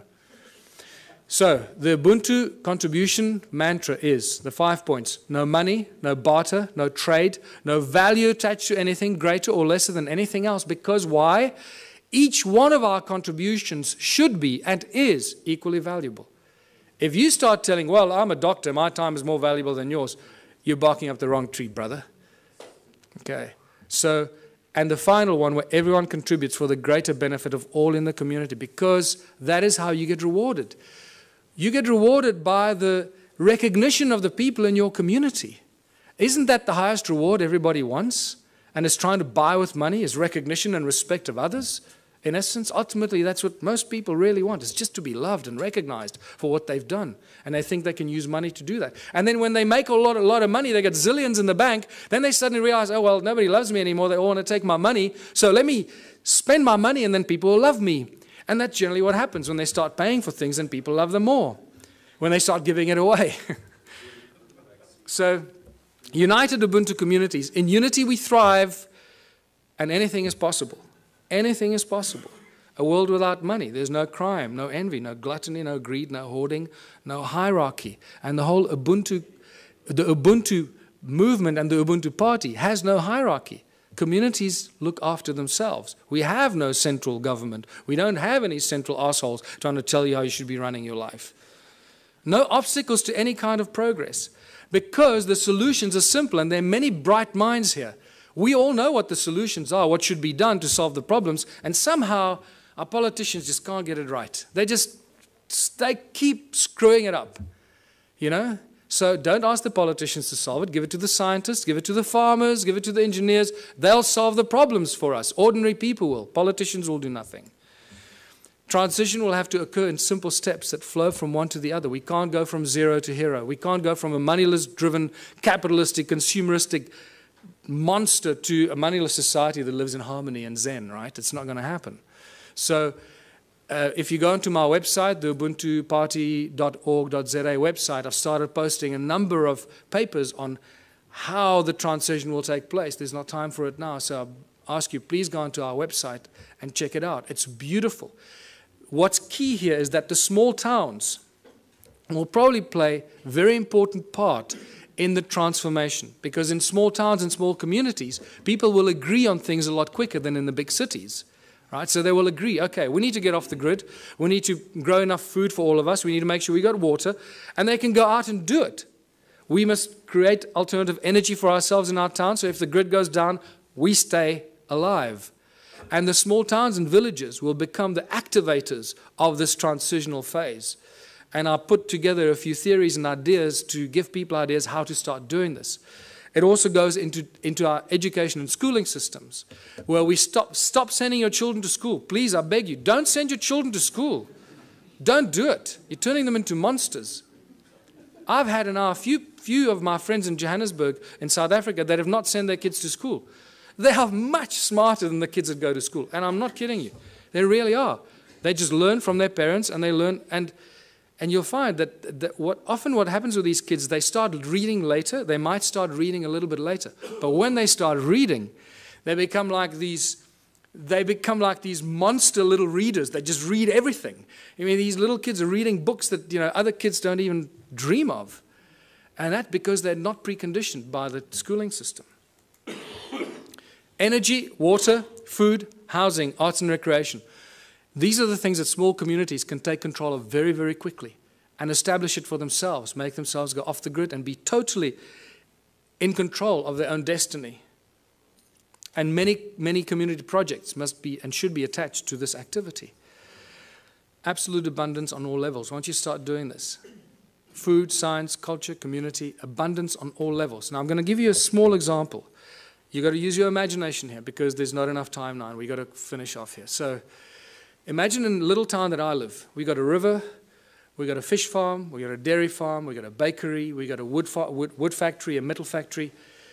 The community starts to work in these projects. The whole Ubuntu thing means that, and contribution means that everybody must contribute 3 hours a week towards one of these community projects. That's all you have to do, 3 hours a week. A little town of 1,000 people, it's 3,000 hours a week. No municipality or town council can afford 3,000 hours a week salaries for people to do this work. Can you see how that's dramatically shifted the status quo and the equilibrium? How much we can produce if we just work for 3 hours a week on basic projects.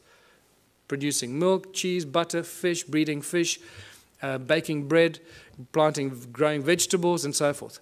So now the community has been doing this for 6 months or a year, and they've established abundance on all levels, where all the people in that community that participate, that's why I called it contributionism, that participate and add their talent and their skills and their time, get everything, not for free, but virtually for free, so cheaply that the rest of the stuff, and also there's a principle where you create 3 times as much as you need for your own community.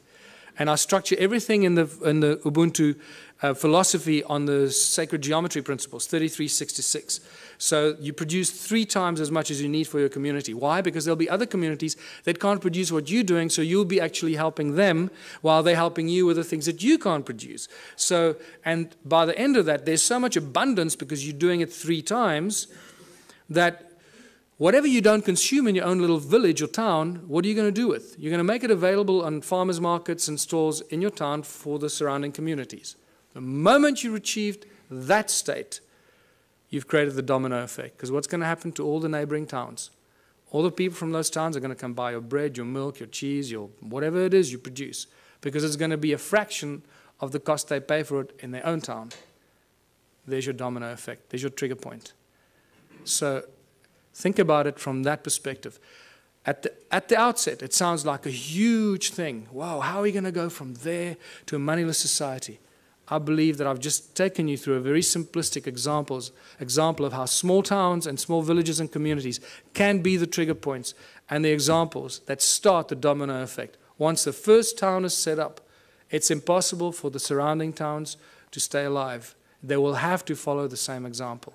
Otherwise, all their businesses will close down. And when they do close down, then they will follow your example. So either they will do it willingly or they'll be forced into it because of stupidity. In the Ubuntu communities, children follow their passion and their dreams. The education system changes completely. There are no classrooms. Children learn real, practical skills. So by the age of 16, they've done everything. They've baked the bread. They've worked in nuclear laboratories. They've built rockets. They've built homes. They've built earthships. They've planted seedlings and grown fruit. And they'll be so wise by the time you're 16 because you've had all this experience. You'll be smarter than all the professors in the world thrown together today.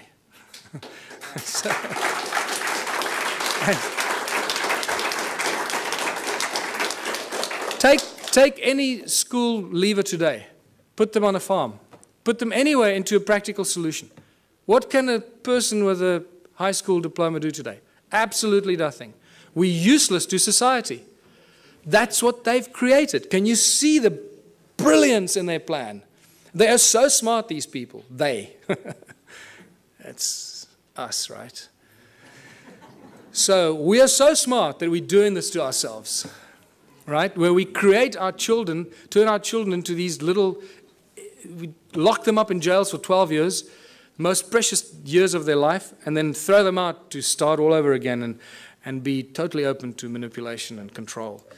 So master teachers, only when a community decides that you're a master shoemaker, or you're a master rocket scientist, or you're a master baker, or a master this, only the community can decide who they will allow to teach their children. Isn't that a better system than teachers that go and get some diploma and they're real assholes and they teach your child? You go, God, how can that? I'm not going to let that teacher teach my child. The community will have the final say. So when I say decentralized government, that's how fine it becomes. The community chooses who their master teachers are, the people that they have respect for, and the people that they honor for their capacity and their ability.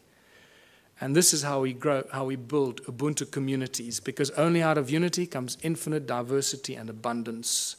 Only out of unity. Anything else is a futile exercise that will bring us back to the same point at some future point in time. So I'm going to end here, because this is the end. Join the Ubuntu Liberation Movement. It's not just a South African entity. We've had various people around the world say to us, can we start the same thing in wherever? Yes. Go online. Start the same thing. Use all the material I've published. Put it out there. Share it with everybody. And become part of this transitional phase. And thank you for listening. I hope I gave you some food for thought.